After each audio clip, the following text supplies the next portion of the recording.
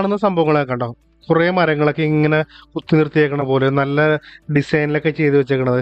അതൊക്കെ ഈ ഒരു ബീച്ചിൽ മാത്രമേ അങ്ങനെ ഒരു പ്രത്യേകതയായിട്ടുള്ളൂ കേട്ടോ. ഇതൊക്കെ നമ്മുടെ കടലിൽ കൂടെ ഒഴുകി വന്ന മരങ്ങൾ ഇവര് നല്ല ഷേപ്പിലൊക്കെ ചെയ്ത് ഇവിടെ ഭംഗിയായിട്ട് ഡിസൈൻ ചെയ്ത് വെച്ചേക്കണാണ്. അപ്പൊ നമ്മുടെ പറഞ്ഞു വരുന്നത് വെച്ചാൽ നമ്മുടെ ഈ വൈപ്പിൻ ദ്വീപ് ഉണ്ടായത് 1334 അപ്പോൾ ഈ വൈപ്പിൻ ദ്വീപ് ഉണ്ടായ സമയത്ത് ഈ ഓച്ചന്തുരുത്ത് എന്ന് പറയുന്ന ബസ് സ്റ്റോപ്പ് അത്രയും നീളം മാത്രമേ ഈ വൈപ്പിൻ കരക്ക് ഉണ്ടായിട്ടുള്ളൂ. അതിനുശേഷം 1950 ഈ ഓച്ചന്തുരുത്തിനോട് ചേർന്ന് പിന്നീട് ഇങ്ങനെ കരവെച്ച് വന്നത്, കടല് കരവെച്ച് വന്ന് ഇങ്ങനൊരു ഇതുണ്ടായത്. അപ്പോൾ അതിനുശേഷം പുതിയതായിട്ട് വന്ന കരയായതുകൊണ്ട് പുതുവൈപ്പ് എന്നുള്ള പേര് വന്നു.